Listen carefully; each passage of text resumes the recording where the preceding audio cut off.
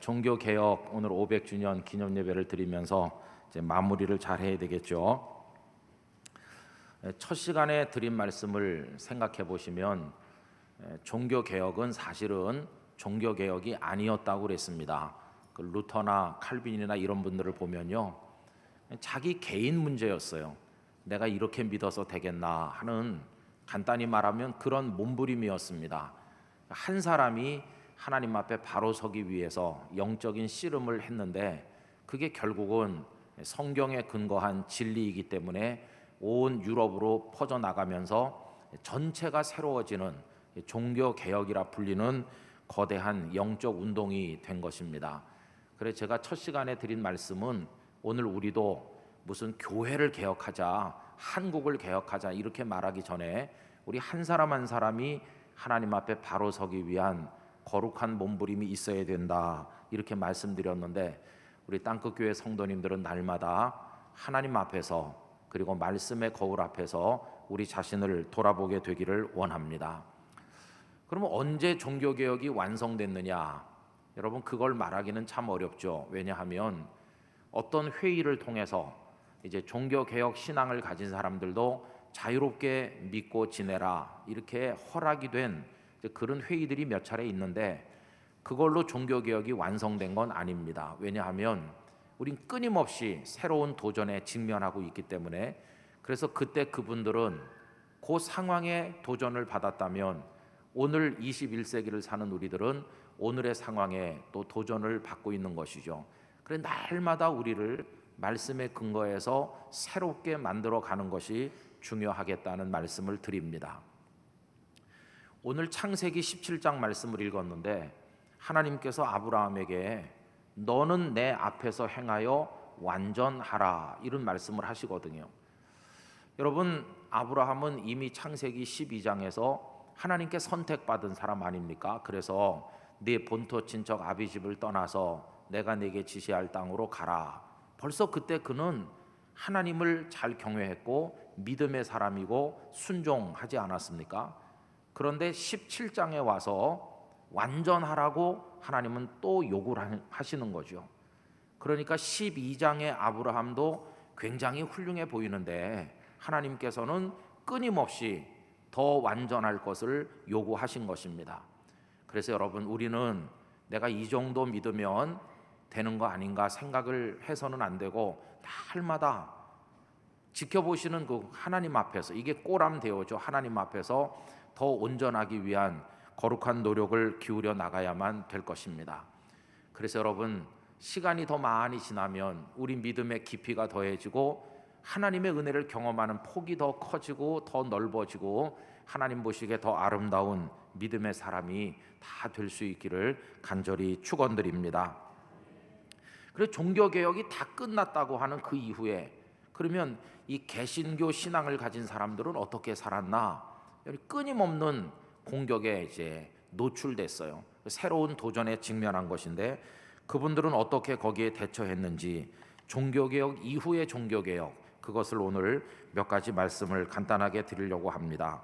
여러분, 받으신 유인물의 근거에서 말씀을 드리면, 종교개혁의 그 바람이 크게 불고 지나간 다음 종교개혁이 끝난 것처럼 보였지만 그 이후가 계속이 되는데, 우선 세속주의가 교회를 심각하게 공격하였습니다. 이 세속주의의 공격은 로마 천주교회의 공격보다 훨씬 견디기가 어려운 것이라고 생각이 드는데, 첫째로 교회를 공격한 세속주의는 철학이었다고 할 수 있습니다. 특별히 16세기부터 18세기에 걸쳐서 철학이 교회를, 신학을, 믿음을 많이 공격했습니다. 거기 적어드린 대로 보면 주지주의, 이성주의 이런 건데, 인간의 이성, 인간의 지성으로 모든 걸 할 수 있고 알 수 있다고 하는 그런 사상들이 널리 퍼져가게 됐습니다. 언젠가 주일 낮예배 시간에 제가 좀 장황하게 말씀드린 적이 있었는데, 인간의 이성으로 못할 게 없다고 생각합니다. 그럼 인간이 다 하게 되면 하나님은 필요가 없게 되는 인본주의, 그게 르네상스의 영향이라고 그랬는데, 이제 그런 시대가 오게 되는 것이죠. 사람이 하나님을 믿고 사는 게 아니라 이성을 가지고 능력을 가진 나를 믿고 사는 거죠. 여러분, 그렇게 될 때 이 신앙은 무너지는 게 아니겠습니까? 그 다음에 그 밑에 보면 귀납법이라고 적어드렸는데요. 이 귀납법은 당연히 연역법의 반대입니다.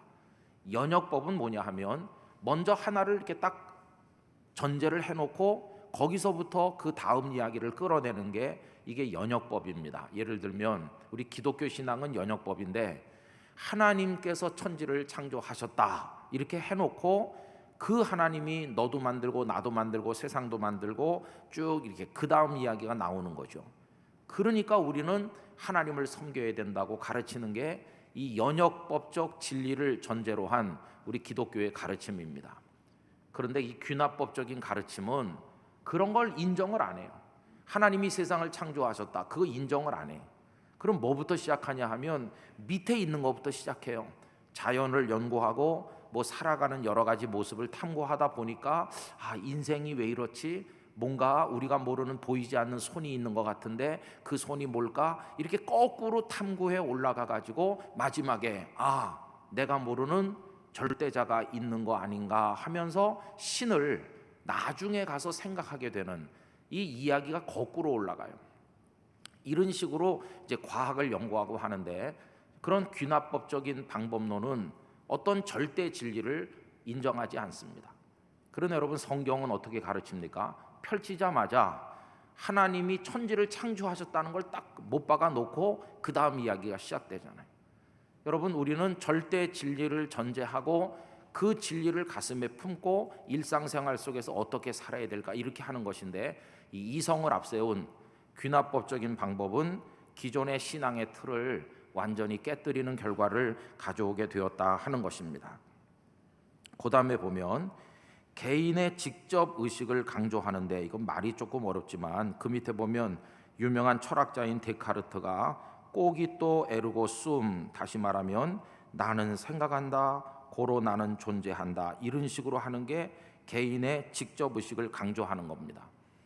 여러분, 우리는요 어떻게 믿습니까? 내가 여기 있는 것은 누가 계시기 때문이죠? 하나님이 계시기 때문이죠.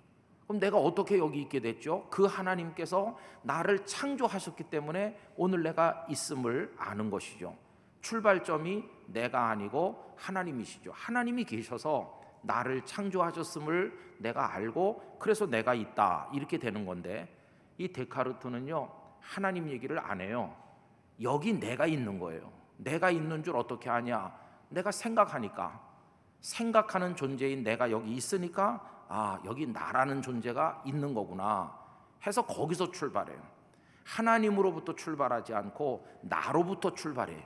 이게 얼마나 인본주의적인 것입니까? 그 다음에 자연신 사상과 신인 합일 이렇게 적어드렸는데 이제는요 자연 만물이 신이라고 생각해요. 자연 만물, 특별히 스피노자 같은 범신론자는 우리가 믿는 하나님을 이야기하는 게 아니라 온 세상 자연 속에 신적인 그런 속성들이 들어있는 것으로 이야기하면서 인간이 자기를 개발하고 자기를 또 개발하면 마치 신과 하나가 될 수 있는 것처럼 여러분, 우리가 하나님을 믿고 하나님의 자녀가 되지만 아무리 하나님이 우리를 사랑하신다고 그래서 우리가 하나님이 되는 건 아니거든요.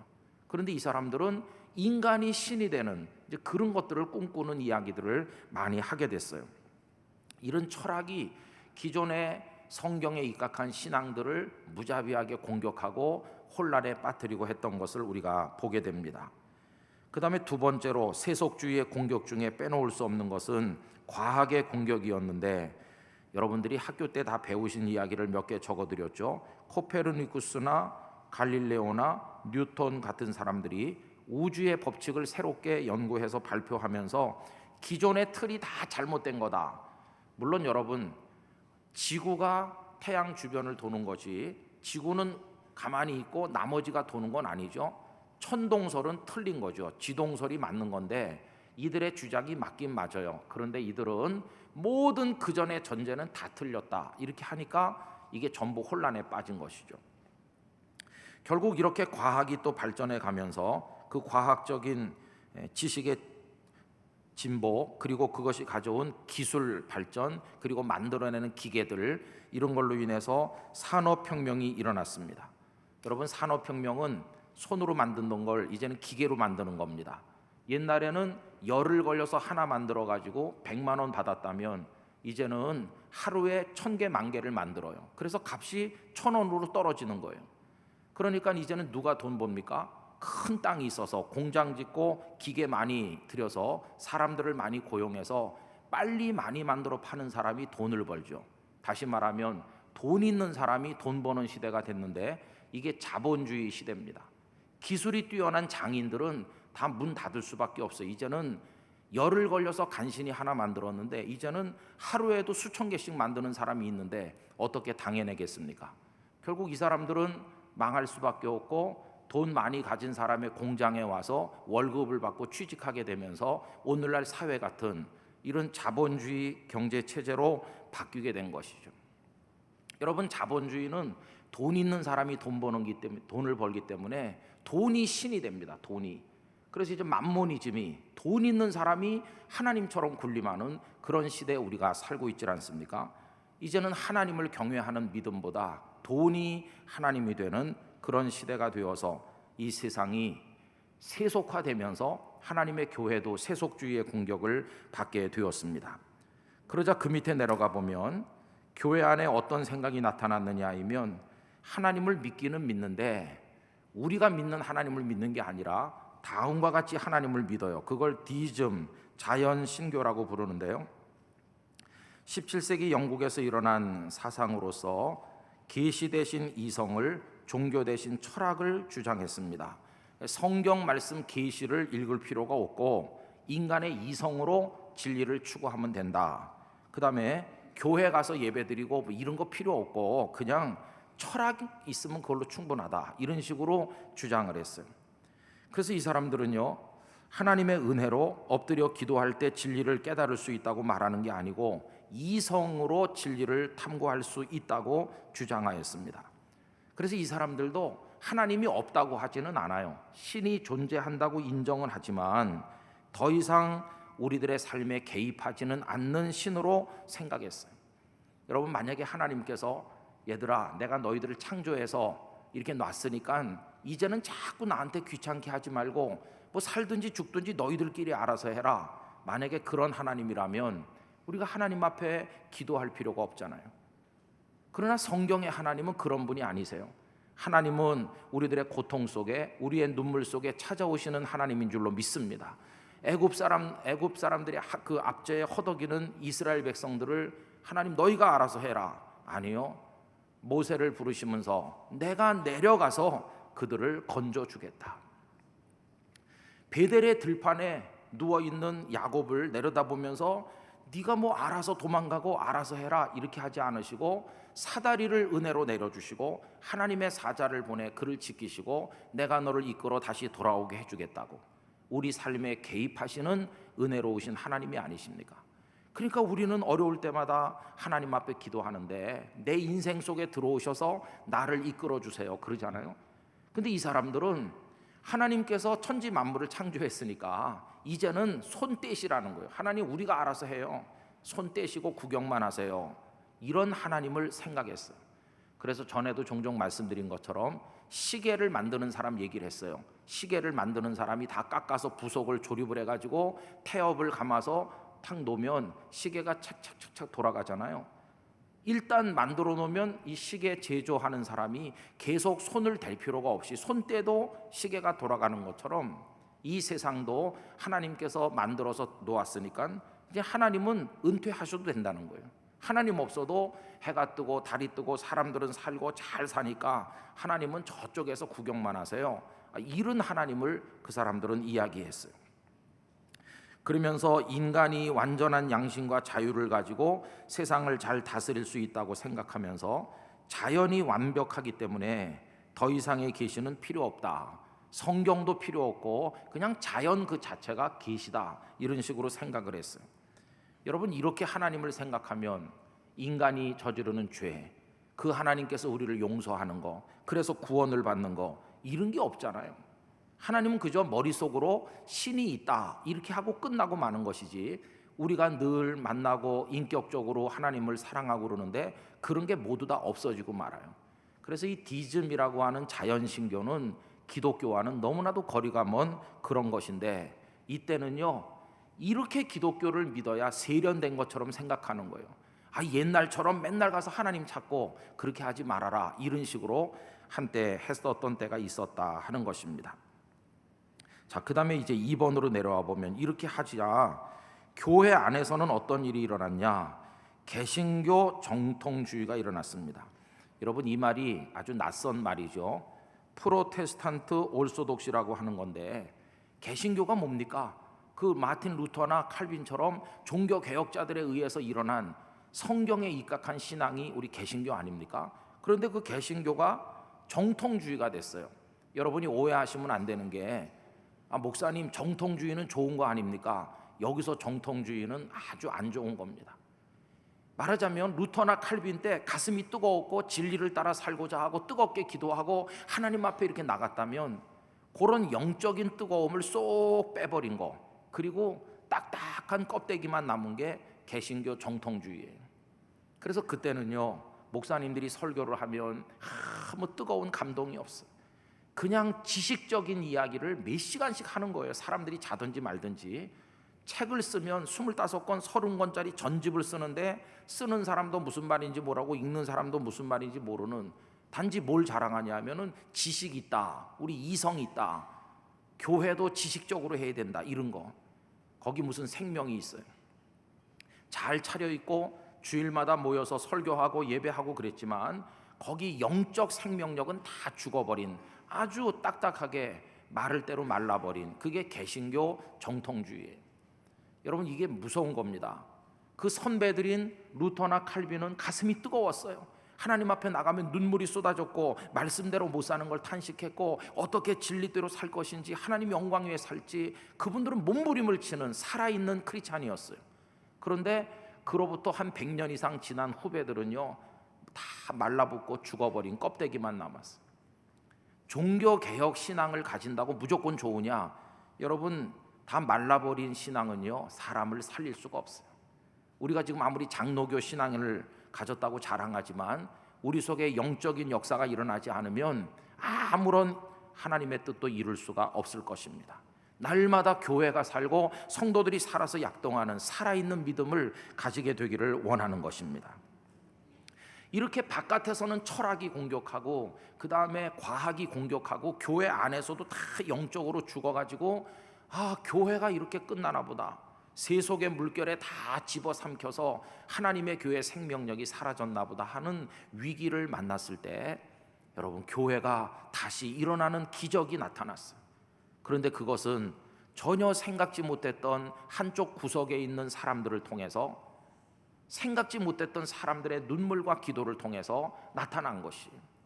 여러분, 교회가 죽은 것 같았는데 다시 한쪽이 꿈틀꿈틀하더니 화산이 폭발하듯이 성령의 불꽃이 확 일어났어요. 누가 하셨을까요? 하나님께서 하신 것입니다.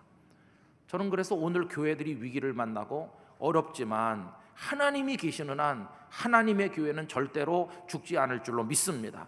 죽은 것처럼 보여도 하나님이 택한 사람들을 통해 다시 일으켜 세우시는 것이에요. 그럼 어떻게 놀라운 일이 벌어졌나? 여러분, 그 밑에 보시면 첫 번째로 나타난 하나님의 성령이 이루신 뜨거운 흐름들은 경건주의라는 게 있었습니다. 17세기 말부터 교회가 이렇게 냉랭해지고 식어갈 때 독일 루터파 교회 안에서 일어난 영적 운동, 이거를 경건주의라고 부르는데, 나중에 저 네덜란드로 퍼지고 북부 유럽으로 많이 퍼졌어요. 이분들은요 신학 이론이 중요하긴 하지만 생명 없는 신학 이론은 안 된다. 거기서부터 우리는 성경으로 돌아가야 된다, 이렇게 말했어요. 심령에 광명이 있는 자라야 성경의 진리를 이해할 수 있다. 여러분, 심령에 빛이 있는 사람, 그게 뭡니까? 성령께서 지혜와 계시의 정신을 주신 그런 사람만 성경을 읽으면 은혜를 받고 진리를 깨닫는다. 그래서 성령의 성결한 힘으로 갱생한 자라야 그 마음에 빛이 있다, 하나님의 빛이. 우리 땅끝 교회가 그렇게 되기를 간절히 원합니다. 이 경건주의는 소수의 사람들로부터 시작됐지만 죽은 교회를 살리는 큰 힘이 되었습니다. 그 다음 페이지 뒤로 넘어가시면 거기 중요한 인물을 두 분 적어드렸는데, 필립 자콥 스페너라고 하는, 그래서 프랑크푸르트에서 목회하시던 목사님이 계셨고, 아우구스트 프랑케는 할레 대학에서 활동하셨던 목사님이신데, 이 두 분은 경건주의의 영성을 대변하는 대표적인 인물이었어요. 이분들의 업적과 결과를 봅시다. 성경 연구에 자극을 주어 신학적 이론에 머무르지 않고 성령의 감화와 개인의 갱생 등에 주력하게 했습니다. 극단의 금욕주의를 초래하여 조직된 교회에서 분리되는 문제가 있기도 했습니다. 왜냐하면 너무 거룩하게 하다 보니까 나머지 성도들이 그들을 이해하지 못하는 그런 부분도 있긴 했지만, 이분들의 영성은 너무나도 아름답습니다. 성령의 감화와 개인의 갱생의 필요를 가곡해 하는 등 많은 영향을 끼쳤고, 여기에서 파생된 모라비아는 선교의 큰 성과를 거두었습니다. 그래서 이 경건주의 운동을 하는 분들은 수시로 모여 둘러앉아서 기도하고 성경을 읽고 하나님 앞에 부르짖고 이 말씀을 깨닫고 살게 해달라고 노력하고 이렇게 했습니다. 그래서 피아 데시데리아라고 하는 이 슈페노 목사님의 책이 우리말로 경건한 열망이라는 제목으로 번역돼 나와 있는데, 정말 그 죽은 시대 영적인 빛을 새롭게 비춘 인물들이라고 할 수 있습니다. 그 다음에 두 번째로, 이 위기를 만난 현대 교회를 일으켜 세운 사람들은 모라비아 교회, 여기 모라비안 형제들이라고도 할 수 있는데, 30년 전쟁 당시 카톨릭의 박해로 모라비아로부터 보헤미아에 피난 온 존 후스의 후예들을 진젠돌프 백작이 자기 영토에 거주하게 하고 1727년 8월 13일에 모라비아 교회를 세웠습니다. 이분들은요, 첫째 시간에 말씀드린 종교개혁의 선구자인 오늘날의 프라하, 체코 프라하의 그 존 후스의 후예들이죠. 그 믿음을 배운 사람들인데, 유럽에 어디 정착하지 못하고 가는 데마다 핍박을 당해서 이리저리 떠돌던 안타까운 신앙적 피난민들이었어요. 이 사람들을 진젠돌프라는 독일의 백작이 만났어요. 당신들은 무엇을 믿는데 이렇게 떠돌고 있습니까? 그러니까 그들이 우리는 이런 하나님을 믿고 우린 성경에 따라 이렇게 믿습니다 하고 이야기를 쭉 하는데, 진젠돌프 백작이 만나보니까 자기가 믿는 신앙과 똑같은 거예요. 그러면 여러분, 더 이상 유럽에서 떠돌지 말고 내 땅에 들어와서 내 땅에 살면서 나랑 같이 하나님을 섬기자, 이래가지고 헤른후트라는 곳에 공동체를 세우고 그게 모라비안 교회가 된 것이죠. 진젠돌프는 그들의 지도자가 됐어요. 여러분, 이 진젠돌프 백작은 귀족이었지만 십자가에 매달린 예수님을 생각하면서 그 앞에 엎드러져서 회개하고 거듭난 진정한 크리스찬이었어요. 그래서 이 모라비안 공동체는요, 기독교 역사 속에 아주 특별한 사람들입니다. 숫자가 그렇게 많진 않은데 한 사람 한 사람이 다 살아서 펄펄 뛰는 진짜 믿음의 사람들이었다고 알려지고 있습니다. 그들은 10명만 모이면 한 사람을 선교사로 보낼 정도로 선교의 열정이 있었던 살아있는 공동체였어요. 자, 이렇게 모라비안 교회 성도들이 곳곳에 나가서 전도를 하고, 여러분, 그릴란드라고 하는 북극 쪽에 있는 큰 땅이 있는데 거기도 이 모라비안이 가서 복음을 전도하고 그렇게 했습니다. 그렇고 있을 때 하나님께서는 영국에서 또 몇 사람을 이렇게 세우셨는데, 그 밑에 3번 감리교 운동, 제일 유명한 분이 존 웨슬리와 그 동생 찰스 웨슬리입니다. 이 두 사람이 옥스퍼드 대학 안에 홀리 클럽, 신성 모임이라고도 번역하는데, 홀리 클럽을 조직해서 거기 몇 사람 안 돼요. 이 학생들이 모여서 성경을 읽고 신앙서적을 읽고 기도하고 고아원 혹은 과부들 사는 곳에 혹은 교도소에 가서 신앙서적을 전해주고 전도하고 이런 일을 했어요. 근데 그들의 가슴이 이제 불이 붙는 것이죠. 이렇게 해서 그 멤버들이 다 각기 하나님의 종으로 살아가는데, 이 존 웨슬리는 어떻게 했나?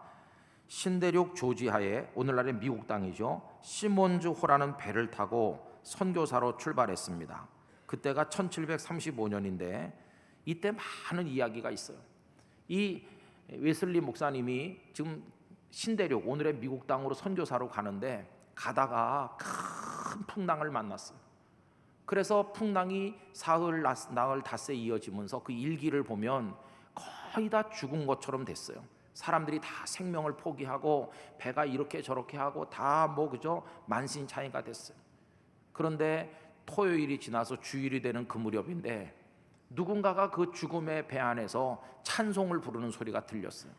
이분이 너무나 놀라서 엉금엉금 기어서 찬송 소리 나는 데로 가보니까 컴컴한 방 안에 몇 사람이 흔들리는 배 안에 있으면서 찬송을 부르는데 그들이 다 천사같이 모여 있는 거예요. 이 웨슬리 목사님이 깜짝 놀라서 당신들은 이 죽음 앞에서 찬송이 나오냐? 그러니까 우리들은 무섭지 않습니다. 그러는 거예요. 어떻게 무섭지 않습니까? 이 애들이 불쌍하지 않습니까? 그들이 하는 말이 여기서 우리가 죽으면 천국에 갈 건데 뭐가 두렵습니까? 이 애들이 죄악 많은 세상에 한평생 살지 않고 바로 주님 품에 안기면 오히려 더 기쁜 일이죠. 그러면서 찬송하는 거예요. 이 웨슬리 목사님 너무 놀래가지고 도대체 당신들은 누굽니까 하니까 그들이 바로 우리는 모라비안 교도라고 말하는 거예요. 깜짝 놀랐죠.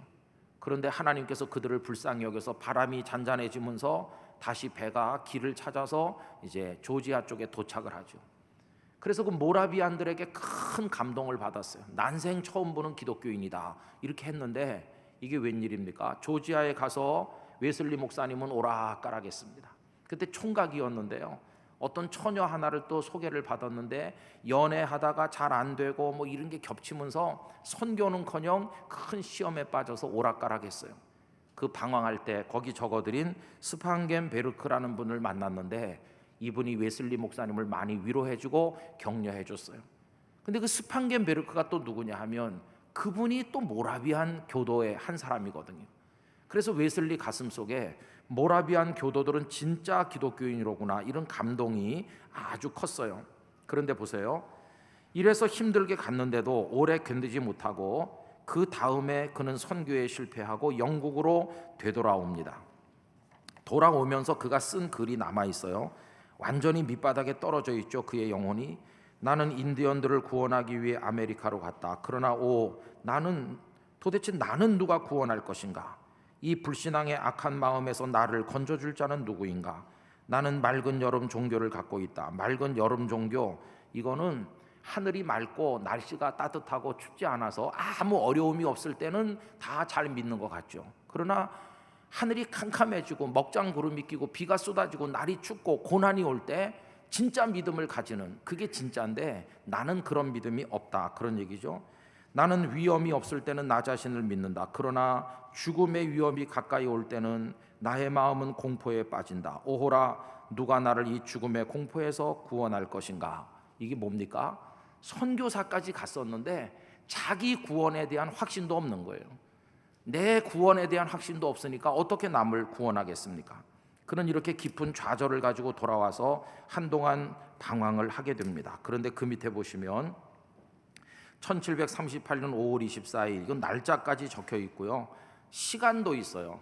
밤 8시 45분쯤 됐을 때 그 웨슬리 인생에 놀라운 변화가 일어납니다.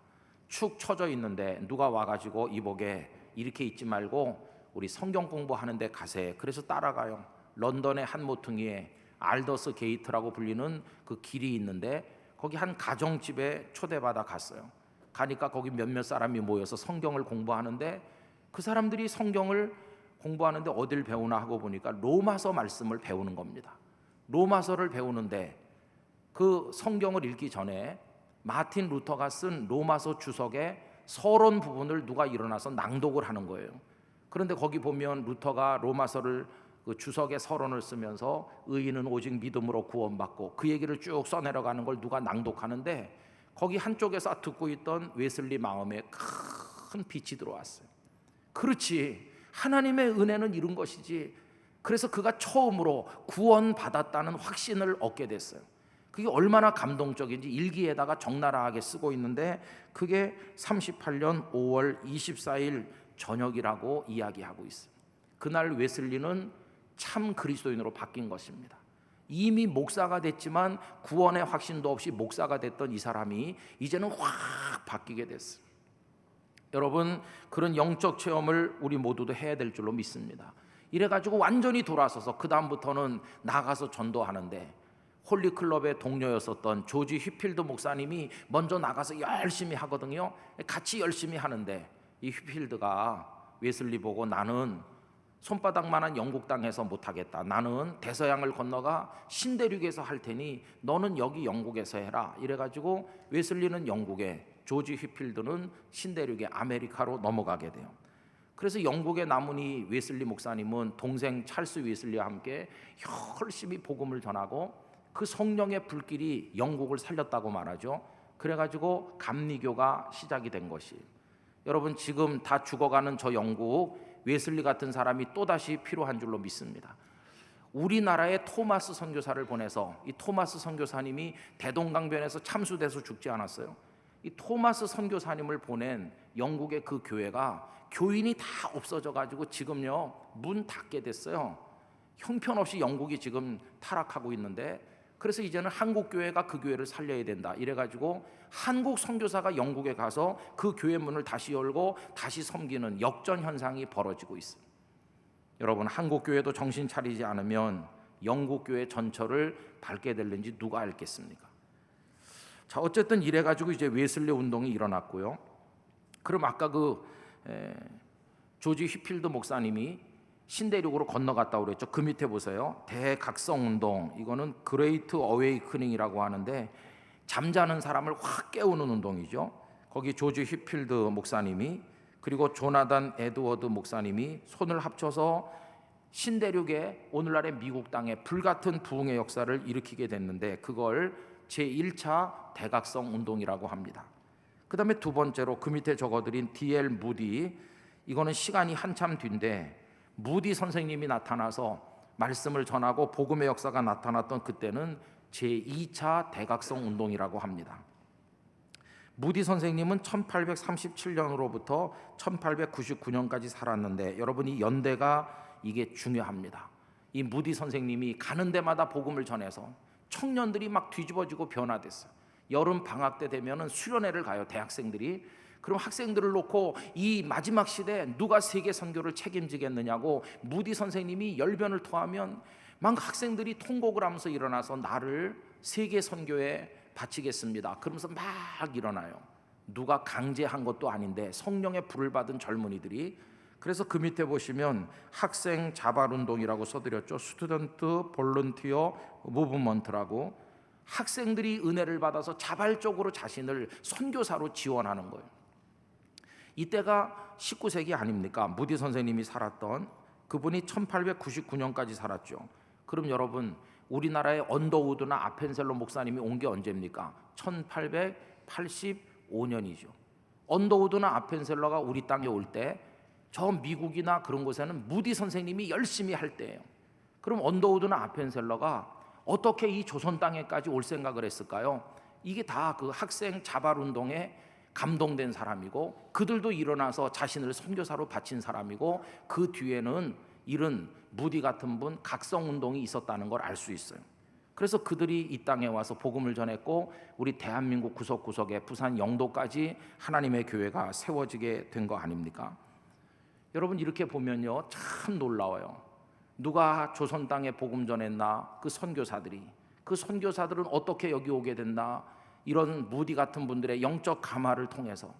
그러면 그 무디 선생 같은 분은 그 뜨거운 성령의 불을 어디서 연결받았나? 100년 전에 살았던 휘필드나 조나단 에드워드의 영적 감화의 맥을 받은 것이고, 휘필드는 어디서 왔나? 영국에서 왔는데 그는 어디서 그런 불을 받았습니까? 거슬러 이렇게 올라가 보면 거기 웨슬리도 등장하고 모라비안도 등장하고 경건주의도 등장하고 영적 계보가 거슬러 올라가는 걸 볼 수 있습니다. 여러분, 그래서 이 현대로 넘어오면서 철학이 교회를 공격하고 과학이 교회를 공격하고 세속주의가 판을 치고 개신교 정통주의로 교회가 다 영적으로 죽어가는 것처럼 희망 없는 것처럼 보였지만, 그래서 지금 지구촌에 교회가 없어졌습니까? 복음이 끊겼습니까? 아니요. 오히려 더 왕성하게 하나님의 교회가 전 세계로 퍼져나가는 것을 볼 수 있지 않습니까? 여러분, 다 끝난 것처럼 보였는데 교회가 제2의 부흥기를 맞이했어요. 19세기는, 그래서 라토렉 교수는 위대한 19세기라고 해요. 왜냐하면 아프리카, 아시아 곳곳에 교회, 복음이 세워진 게 19세기니까요. 그래서 그는 이렇게 말해요. 사도행전 1장 8절, 오직 성령이 너에게 임하시면 너희가 권능을 받고 해서 마지막에 땅끝까지 이르러 내 증인이 되리라고 했는데, 그때 땅끝이 어디입니까? 저 아프리카, 아시아 이쪽 아니에요. 땅끝 중에 하나인 이 조선 땅에까지 선교사가 왔으니까 사도행전 1장 8절이 이루어진 게 19세기라고 그래서 그는 위대한 19세기라고 불렀거든요. 여러분, 이게 무슨 얘기입니까? 교회가 현대로 넘어오면서 세속주의의 공격을 받아서 이제 교회는 끝났어, 지구상에서 기독교는 없어질 거야, 많은 사람들이 그렇게 말했지만 여러분, 아닙니다. 하나님은 살아계신 하나님이세요. 전혀 생각지 못했던 소수의 사람들을 선택해서 그들로 하여금 경건주의, 모라비안, 웨슬리 운동, 대각성 운동, 학생 자발 운동 이렇게 하더니 그 씨가 조선 땅에까지 뿌려져 가지고 오늘 여기에 주님의 교회가 세워져 있는 것이. 한국 교회가 어렵다고들 걱정하는 사람 많고 그것도 사실이지만 하나님께서 살아계시는 한 하나님의 교회는 절대로 무너지지 않을 것입니다. 아까 청년들이 교회를 교회되게, 예배를 예배되게, 여러분 그런 열망이 종교개혁적 열망이 아니겠어요? 그래서 우리는 하나님을 의지하면서 오늘 우리가 하나님 앞에 서서 이 땅에서 무엇을 해야 되는지 그걸 숙제로 가지면서 늘 기도하며 우리를 드려야만 될 것입니다. 우리는 신학자도 아니고 우리는 무슨 전문 지식을 가진 대단한 사람 아닙니다. 그러나 교회 역사를 공부해 보면 전문가를 자처하는 사람들을 통해 일하신 하나님이 아니시고 무명의 몇몇 사람들을 통해 큰 불을 일으키신 하나님이십니다. 여러분, 우리도 그 중에 한 사람으로 우리 남은 생애 동안 쓰임바 되기를 원하고, 오늘 오전에 말씀드린 것처럼 하나님의 영광을 위해 살 때, 그래서 낮아지고 우리 자신이 죽기에 이를 때 개혁은 완성돼 나가는 것입니다. 그래, 마지막 숙제, 늘 하나님 앞에서 우리를 돌아보는 것이죠. 여러분, 지금 우리만 여기 있는 게 아니라 하나님께서 우리 중에 같이 계신 줄로 믿습니다. 지금 우리는 하나님 앞에 있는 것입니다. 그래서 칼빈처럼 꼬람 데오라고 써서 붙이고, 나는 지금 혼자 있는 게 아니라 하나님 앞에 있고, 우리는 지금 우리끼리 있는 게 아니라 하나님 앞에 있고, 내 전생에는 하나님 앞에 있다. 여기서 어떻게 내가 온전한 신앙을 향해 나갈 것인가, 이 거룩한 숙제를 가슴에 품는 사람들이 되어야 될 줄로 믿습니다. 그래서 여러분, 세상이 어떻게 굴러가든지, 흐름이 어떻게 광풍노도처럼 쓸고 흘러내려가든지, 다른 사람이 어떻게 믿든지, 다른 교회가 어떻게 하든지 그런 거 신경 쓰지 말고 오직 하나님 말씀을 붙들고 건강한 교회로, 건강한 크리스찬으로 우리를 세워나가는, 이게 가장 중요하다는 걸 잊어서는 안 될 것입니다. 여러분들 개개인이 그렇게 되시고 우리 땅끝 교회가 예수님 재림하는 그날까지 이 신앙을 지켜나가는 살아있는 교회가 되기를 주님의 이름으로 기원합니다. 우리 다 같이 머리 숙여서 하나님 앞에 기도하겠습니다. 하나님 아버지, 이 종교개혁 500주년을 기념하는 주일을 지키면서 오늘 오후 예배 시간까지 간단한 역사를 생각하며 우리의 과제를 떠올립니다. 주여, 저희들을 새롭게 하시고 우리도 하나님 앞에 완전하게 하셔서 거룩한 교회와 성도로 쓰임받게 하여 주시옵소서. 다 같이 통성으로 1, 2분 기도하십시다. 하나님 아버지, 감사합니다. 그동안 종교개혁 기념하는 달을 맞이해서 우리들이 오전 시간마다 신앙 고백의 원리들을, 종교개혁의 원리들을 생각했으며, 이 시간에는 다시 종교개혁의 역사를 마무리하는 이야기를 나누었습니다. 이 마지막 시대도 하나님 앞에 온전하게 세움받는 사람이 필요하고 하나님께 쓰임받는 일꾼이 필요한 줄로 믿습니다. 하나님, 저희들을 써주시기를 원합니다. 저희들을 통해 영광 받으시기를 원합니다. 언제나 저희로 하여금 하나님 아버지 앞에 저희 자신을 돌아볼 수 있도록 은혜를 베풀어 주시기를 원합니다. 주님의 놀라운 역사로 저희들을 거룩하게 하시고 주님의 뜻을 이루게 하여 주시옵소서. 주님의 은혜를 믿습니다. 아버지 하나님, 종교를 개혁하려고 했던 것이 아니고 각자가 자신의 믿음을 위해 씨름하던 끝에 성경의 진리를 발견하여 결국은 교회가 새로워지는 열매를 맺었음을 확인해 보았습니다. 그리고 종교개혁은 종결되어 완성된 것이 아니라 새로운 도전이 계속해서 일어나고 있고, 그 긴 역사 속에서 하나님께서는 다 죽은 것처럼 보이는 교회 한쪽 구석에 소수의 사람들을 통해 새 역사를 이루시고 하나님의 불길을 타오르도록 만들어 주신 걸 보았습니다. 아버지 하나님, 오늘 이 시대도 염려하는 바가 많으나 저희들에게 소망이 있음은 저희들 때문이 아니라 하나님께서 살아계시기 때문입니다. 하나님, 저희들을 사용해 주시고 이 마지막 시대에 진리를 수호하며 하나님의 사람으로 언제나 하나님 앞에 완전하게 설 수 있도록 저희들을 붙들어 주옵소서. 땅끝 교회와 성도들을 그렇게 사용하여 주실 줄 믿습니다. 하나님 영광을 받아 주시옵소서. 예수님의 이름으로 간절히 기도드리옵나이다. 아멘.